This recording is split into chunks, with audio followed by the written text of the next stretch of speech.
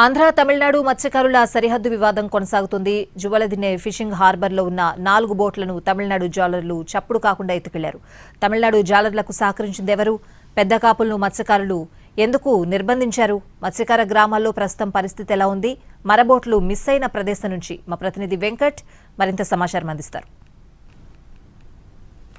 గ్రామాల్లో హైటెన్షన్ వాతావరణం కొనసాగుతుంది. జువలదిన్నె ఫిషింగ్ హార్బర్ లో ఉన్న ఏదైతే తమిళనాడుకు చెందిన 4 మరబోట్లు చోరీకి గురైన నేపథ్యంలో ఏదైతే తమిళనాడు జాలర్లకు సహకరించారంటూ పెద్ద కాపుల్ని మత్స్యకారులు నిర్బంధించారు, తాళ్లతో కట్టేశారు. అయితే ఎక్కడ ఈ మరబోట్లు చోరీ జరిగిందంటే ఇక్కడ ఫిషింగ్ హార్బర్. ప్రస్తుతం మనం జువలదిన్నె ఫిషింగ్ హార్బర్ లో ఉన్నాము. దాదాపు 8 నెలల క్రితం తమిళనాడుకు సంబంధించిన 4 మరబోట్లు ఆంధ్ర సరిహద్దు ప్రాంతాల్లోకి వచ్చి వేట కొనసాగిస్తున్న క్రమంలో ఆంధ్రాకు సంబంధించిన మత్స్యకారులు ఆ 4 మరబోట్లను అలాగే తమిళనాడు జాలర్లను పట్టుకొచ్చారు.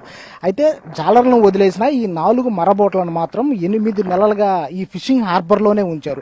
అయితే ఈ క్రమంలో ఆంధ్రాకు సంబంధించిన అధికారులు కావచ్చు, తమిళనాడుకు సంబంధించిన అధికారులు కావచ్చు, పలు దఫాలు చర్చలు జరిపారు.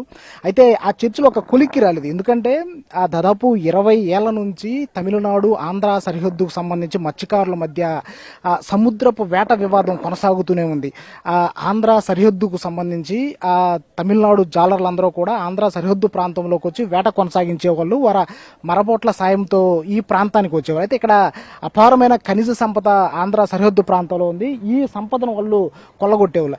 అయితే ఈ తమిళనాడుకు సంబంధించి ఈ జాలర్లు ఆంధ్ర జాలర్లని బెదిరించి వారిని భయభ్రాంతులకు గురి చేసి ఇక్కడ సంపదను దోచుకెళ్లే వాళ్ళ పరిస్థితి. అయితే దీంతో మత్స్యకారులు తీవ్ర నష్టం వాటిల్లింది, తీవ్ర ఇబ్బందులు పడుతున్న నేపథ్యంలో దాదాపు 7 నెలల క్రితం ఏదైతే 4 మరబోట్లను ఇక్కడికి తీసుకొచ్చినటువంటి పరిస్థితి. అయితే ఈ 4 మరబోట్లని 4 రోజుల క్రితం తమిళనాడుకు సంబంధించిన జాలర్లు చోరీ చేశారు. అయితే వాటికి ఇక్కడుండే పెద్ద కాపులు సహకరించారనే ఆరోపణల నేపథ్యంలో మత్స్యకారులు వాళ్ళని నిర్బంధించారు, వారి దగ్గర నుంచి సమాచారాన్ని రాబట్టారు. అయితే ఎవరెవరు సహకరించారు, ఈ 4 బోట్లని ఎవరు తీసుకెళ్లారు అనేదాన్ని నిన్నంతా కూడా ఈ మత్స్యకారులందరూ కూడా పెద్ద కాపుల్ని అడిగి తెలుసుకున్నారు.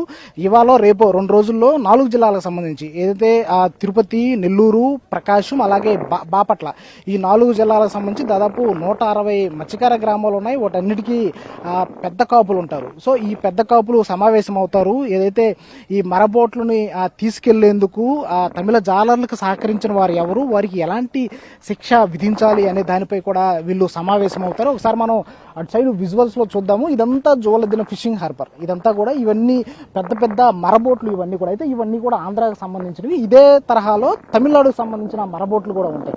అయితే ఈ తమిళనాడుకు సంబంధించిన మత్స్యకారులు ఆంధ్ర సరిహద్దు ప్రాంతాల్లోకి వచ్చి వేట కొనసాగించేవాళ్ళు. తద్వారా ఆంధ్రాకు సంబంధించిన మత్స్య సంపద అంతా కూడా తమిళనాడు జాలర్లు దోచుకెళ్తున్నారు. సో దీనిపైన గతంలో అనేక సందర్భాల్లో కూడా 2 రాష్ట్రాలకి మధ్య ఒప్పందం కుదిరిన ప్రతిసారి తమిళనాడు జాలర్లు ఈ ఒప్పందాన్ని బ్రేక్ చేయడం, ఆంధ్ర సరిహద్దు ప్రాంతాల్లోకి రావడం, ఇక్కడి మత్స్య సంపదని కొల్లగొట్టడం పరిపాటిగా మారింది. సో మొత్తంగా ఈ మత్స్యకారుల సమస్య అయితే మత్స్యకార ప్రాంతాలలో హైటెన్షన్ వాతావరణాన్ని సృష్టిస్తోంది, ఉద్రిక్తతలకు కారణమవుతుందని మనకి స్పష్టంగా అర్థమవుతుంది. కెమెరామెన్ ప్రదీప్తో వెంకటనారాయణ, ఎన్టీవీ, జువలదిన్నె నుంచి.